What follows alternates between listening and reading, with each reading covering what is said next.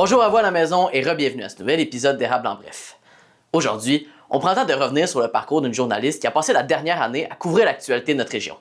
Marion Carey quitte la Nouvelle-Union pour retourner aux études, une décision qui marque une nouvelle étape dans son parcours professionnel. Au cours de son passage dans la salle de rédaction, Marion a notamment couvert plusieurs dossiers locaux et rencontré de nombreux citoyens et acteurs de la communauté. Aujourd'hui, on revient avec elle sur cette expérience, sur ce qu'elle retient de son passage dans le journalisme local et ce qui l'attend pour la suite des choses. Bonne entrevue. Marion Carey, bonjour. Merci beaucoup d'avoir accepté l'invitation, c'est super gentil. Merci à toi, Jacob, de me recevoir en studio. Ça me fait full plaisir. Écoute, on est là pour parler de toi. Là, on en parlera un peu plus tard, mais tu as annoncé que tu démissionnais de la Nouvelle-Union cet été puis que tu fais un retour aux études. Mais avant qu'on embarque dans le vif du sujet, j'aimerais ça que tu parles de toi, que tu te présentes un peu. Tu me parles un peu de ton parcours. Je pense que tu as fait l'ATM avant de débuter ta carrière de journaliste. Oui, c'est ça. Dans le fond, moi, c'est Marion. Je suis journaliste, justement, comme tu l'as dit, à l'Avenir de l'Érable. Et puis, je suis une Plessis-Villoise de souche.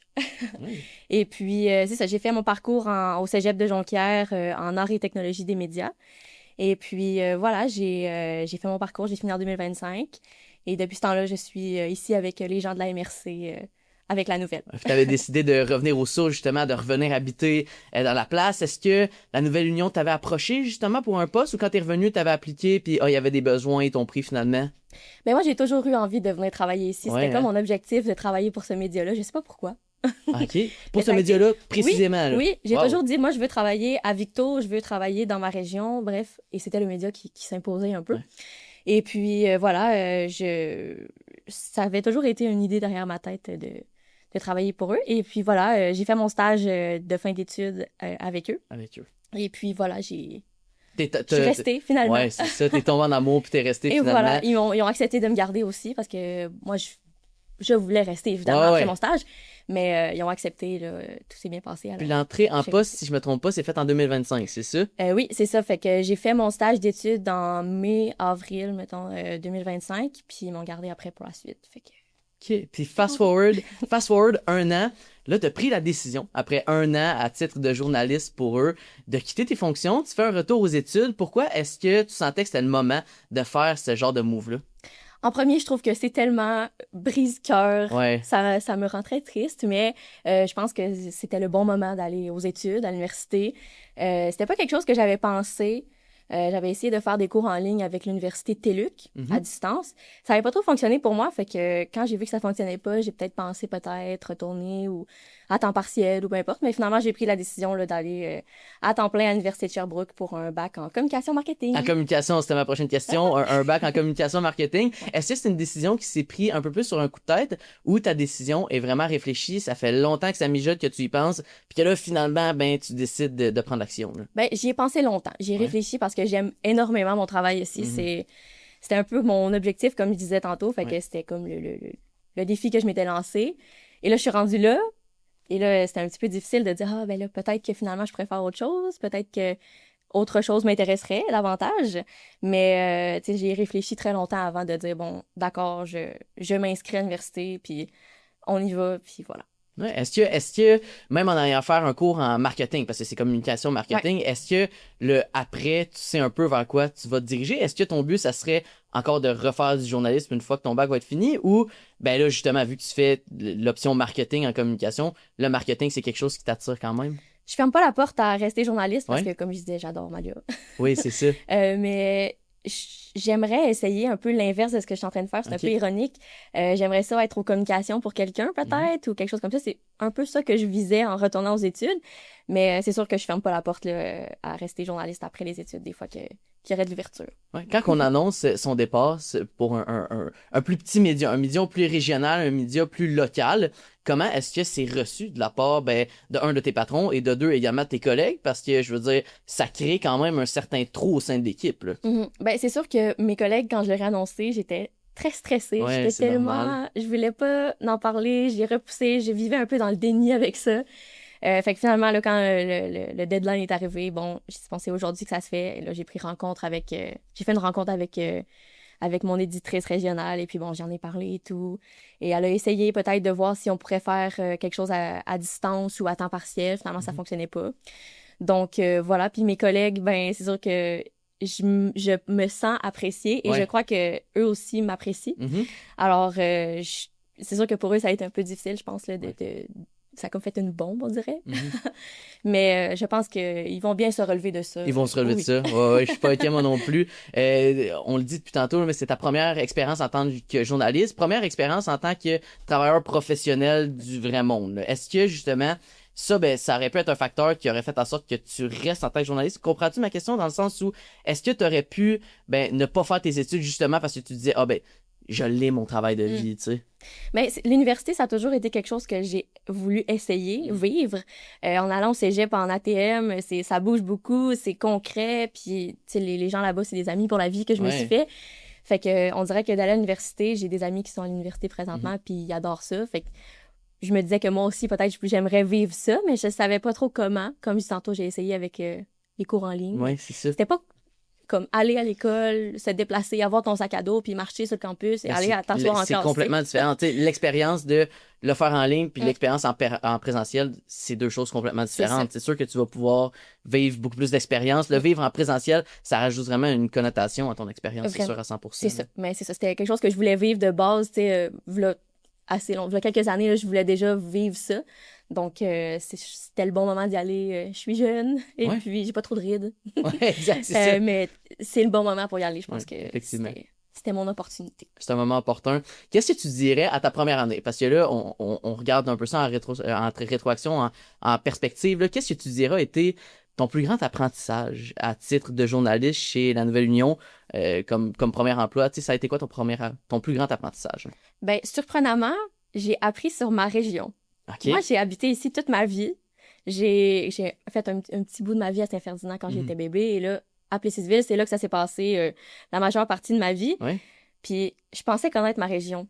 Puis quand tu dis connaître ta région, c'est ça, qu'est-ce que tu veux dire? Qu'est-ce que tu as appris sur ta région? Ben, je pensais la connaître. Je pensais connaître les pièces de théâtre, les programmes, les organismes, etc. Puis finalement, j'ai découvert autre chose.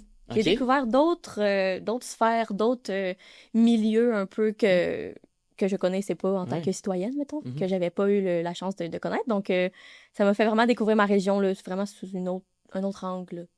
OK, sous un autre angle. Puis peut-être plus, un peu plus au niveau technique, est-ce que tu as développé certaines compétences que tu pensais pas non plus développer?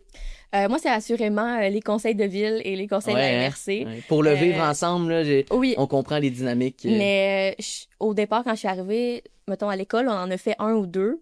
Puis je me souviens que j'avais trouvé ça très difficile parce que, bon, des termes techniques, on comprend pas trop tous les rouages de tout ça. Puis finalement, ben, j'ai aimé ça. Ah ouais, t'as aimé justement aller faire à ces rencontres-là? Oui. Qu'est-ce que t'as particulièrement apprécié? Ben, j'ai trouvé que les maires et les conseillers que j'ai côtoyés, ils prenaient vraiment le temps de m'expliquer comme il faut. Ça, c'est important. Mon objectif, c'est de faire comprendre aux gens ce qui s'est passé pendant la séance. Fait que si je comprends pas, c'est difficile. Alors, je trouve que les conseillers et les maires sont moins intimidants que ce qu'on peut penser des fois. Ben, écoute, c'est justement ce que j'allais dire. Moi, je me souviens, ça fait maintenant 10 mois, 11 mois peut-être que je suis à la station ici. Puis je me souviens qu'au début, moi, ça avait été ça mon enjeu. Je trouvais que la dynamique de politique municipale, c'était quand même assez intimidant. Est-ce que toi, tu l'as ressenti ou pas tant que ça? Ou ça s'est évaporé avec le temps? Au départ, ça m'intimidait un petit peu parce que, bon, les grands monsieur, comme j'aime bien dire. Mais surtout parce que, bon, je comprenais pas trop nécessairement. Des fois, j'avais l'impression de poser des questions un peu que c'était clairement que je devais savoir, mais finalement, je savais pas trop. Mais ça s'est estompé avec le temps, justement, comme je dis. Tout le monde m'a vraiment pris le temps d'expliquer, de m'appeler, de m'envoyer des courriels pour m'expliquer, m'envoyer des documents. Fait que, tu sais, ça m'a mis en confiance, surtout au niveau de la compréhension d'un conseil municipal là, qui est pas c'est pas sorcier. Non, effectivement, puis je pense que c'est également une particularité de la place aussi où les gens sont très accueillants, très ouverts et prennent le temps également de se poser avec toi, de t'en parler, puis de vraiment approfondir les sujets. Je pense que, en tout cas, de mon avis à moi, je pense que c'est quand même une particularité de la région qui s'appelait bien ici. Puis en étant une journaliste régionale, on dirait que le contact avec les gens est plus proche. Oui. C'est plus simple, mais c'est plus on se connaît, on a vécu les mêmes choses, on connaît les mêmes choses. Puis on a à se recroiser souvent aussi. Là. Oui, ça arrive tellement souvent que je croise des gens à l'épicerie. Exact, c'est ça. Puis tu sais, le fait que les mères au début, tu dis sont intimidants, c'est important comme travail et tout. Puis après ça, tu dis finalement c'est des citoyens comme tout le monde, tu sais, fait on dirait que la proximité se rejoint là aussi même si c'est un maire, même si c'est un conseiller, conseillère. Parlons-en justement du journalisme local, de l'accès à l'information également locale. À quel point est-ce que ça occupe une grande place pour toi? À quel point est-ce que tu trouves ça important justement de pouvoir donner ça à une région, à un plus petit milieu? Là, Je trouve que les médias, c'est important en général. en général? Et puis, en région, je trouve que c'est de plus en plus important. Surtout, bon, on revient au conseil municipal, mais il y a des dossiers qui apparaissent au conseil que si tu vas pas au conseil ou si tu prends pas la peine de regarder le live de la TVC Ouais. ou si tu lis pas l'ordre du jour, c'est quelque chose qu'on ne sait pas, finalement. Et puis, ben, ma job, c'est de faire savoir aux gens ce qui se passe, les projets qui ont de l'importance pour les gens ici. Puis parfois, les gens, ben, ça leur fait réaliser des choses, ça leur fait comprendre des choses aussi. Puis je trouve que l'information régionale, c'est important justement pour montrer ce qu'on a d'authentique ici, dans les bonnes comme les moins bonnes nouvelles, évidemment. Est-ce que tu avais des retours des fois? Pas nécessairement de tes patrons, pas nécessairement des maires, mais est-ce que des fois tu te faisais accoster parce que, bon, certaines personnes de la population, ben, voyaient tes reportages, puis là, te donnaient un retour ou leurs idées, tu sais. Est-ce que tu te faisais reconnaître, est-ce que tu te faisais parler de ton travail? Oui, je me suis fait parler de mon travail souvent. Ouais.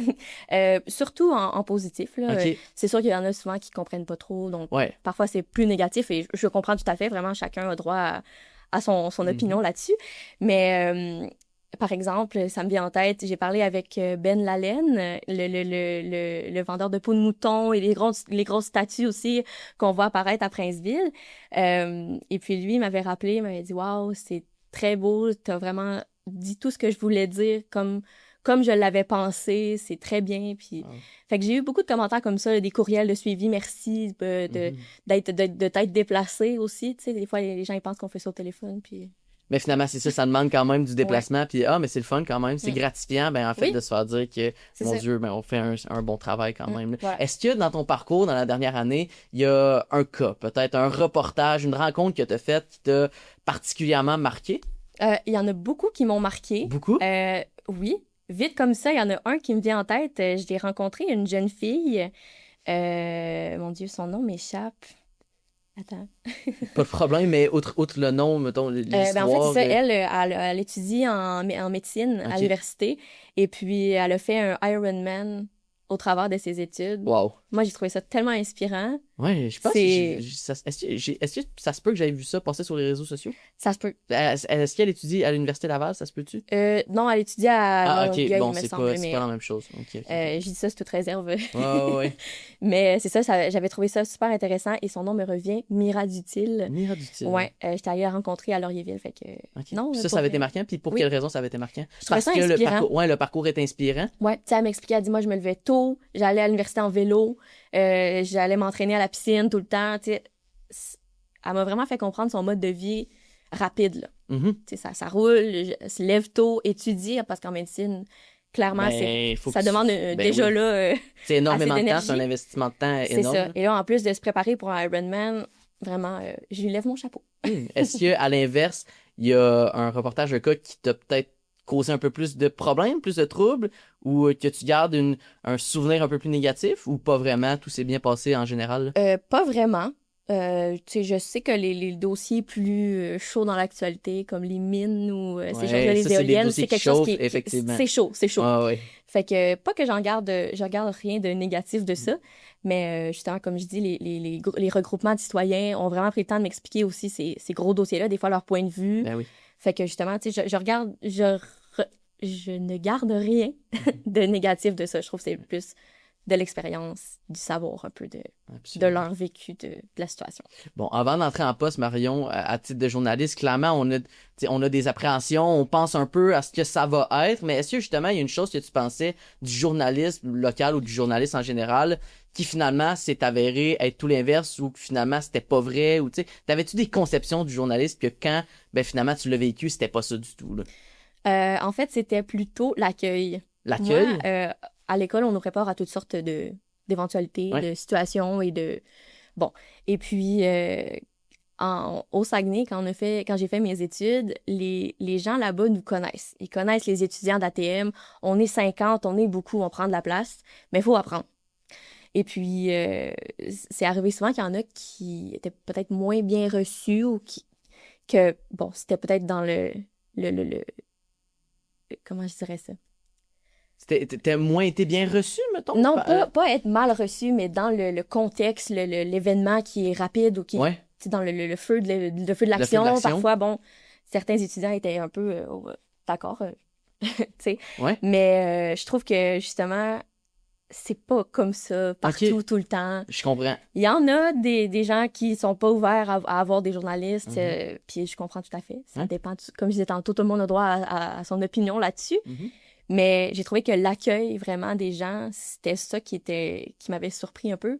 Les gens sont ouverts. Les gens sont ouverts, les gens sont contents, ils sont heureux de te recevoir, puis ils sont contents de te parler de leur projet, de leur organisme, de leur événement. Donc, tu vois, c'est drôle que tu dises ça parce que moi, on a exactement la même pensée. Moi, quand je suis arrivé ici, je me disais, oh mon Dieu, ben, je vais avoir de la difficulté à trouver mes sujets. Tu sais, je sais pas à quel point les gens locaux ici vont vouloir venir me parler. Tu sais, c'est quand même intimidant. Je veux pas, moi, je suis devant une caméra. Avec la caméra, c'est... Exact, c'est une caméra. Fait que, tu sais, il y a l'aspect un peu plus intimidant de ça. Mais même pour une journaliste comme toi qui faisait des reportages à l'écrit, faut quand même que tu prennes le temps de te déplacer, d'aller voir la personne, de répondre à des questions qui peuvent être intimidantes. J'avais la même conception que toi, mais rapidement, je me suis rendu compte que, mon Dieu, c'est pas ça du tout. Les gens sont tellement ouverts ici. Oui, puis même les gens qui sont pas ouverts à avoir un journaliste, ils restent quand même polis. Courtois. Merci quand même, Vraiment. je suis pas intéressée.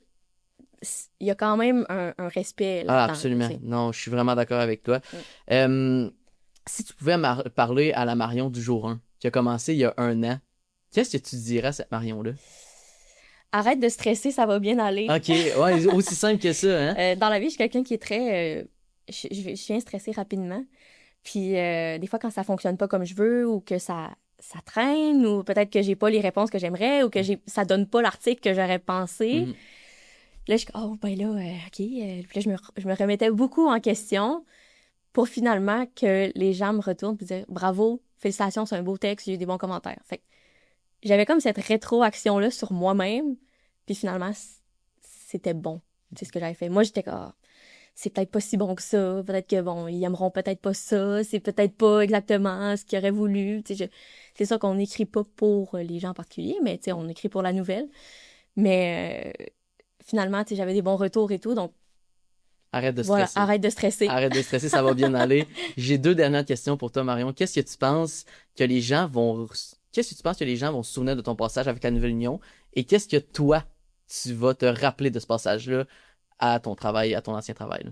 Ben, je me suis souvent fait dire que j'étais quelqu'un d'assez approchable. Je gesticule beaucoup, je parle beaucoup, puis je viens de la région aussi, donc j'aime ça jaser avec les gens d'ici, on connaît les mêmes choses. Fait que je pense que c'est ça qui va peut-être rester. C'est sûr que je suis pas restée longtemps, comme mon autre collègue, Carole Isabelle, que vraiment chapeau. Mais je pense que c'est ça que les gens pourraient retenir. Puis moi, ce que je vais retenir, je pense que c'est vraiment le lien qu'il y a dans une communauté. Il y a beaucoup d'événements, des situations que les gens se sont regroupés ensemble pour trouver une solution, pour parler au conseil, pour parler au maire, Tout le monde a comme un esprit de communauté, un esprit de rassemblement quand ça va pas. Donc, voilà. L'union. En terminant, Marion, qu'est-ce qu'on peut te souhaiter pour la suite des choses? À toi, qu'est-ce que tu te souhaites? Si tu pouvais voir la toi on se projette dans le futur, mais la toi de 1 an, qu'est-ce que tu aimerais ça qui arrive? Qu'est-ce que tu aimerais ça qui se produise pour toi? Là? Je souhaite réussir mes études. Évidemment, évidemment. Mais surtout de ne pas regretter mes choix. Parce que, comme je l'ai dit tantôt, j'aime beaucoup mon travail. Puis des fois, je me dis peut-être que je fais pas le bon choix. Mais au final, je pense que ça va me rapporter. Puis justement, mes collègues, ils sont tellement merveilleux. Je pense que je vais être toujours la bienvenue pour les voir, pour certaines choses, pour les voir et puis avoir du fun avec eux. Ben Marion, la meilleure des chances pour ton retour aux études. On te souhaite beaucoup de plaisir, beaucoup de succès également. Merci d'avoir pris le temps d'être venu nous parler aujourd'hui de ton beau poste chez la Nouvelle-Union et de ton retour aux études également. Ça fut un plaisir. Merci Jacob. Puis je vais prendre un moment aussi pour remercier les gens à la maison qui nous écoutent. Merci pour votre accueil, votre confiance que vous nous avez donnée. J'espère que vous allez continuer à consommer des nouvelles d'ici. C'est important. Je vous laisse entre les mains de Jacob qui va assurer ça le temps que mon poste soit comblé par une autre personne. Et merci Marion.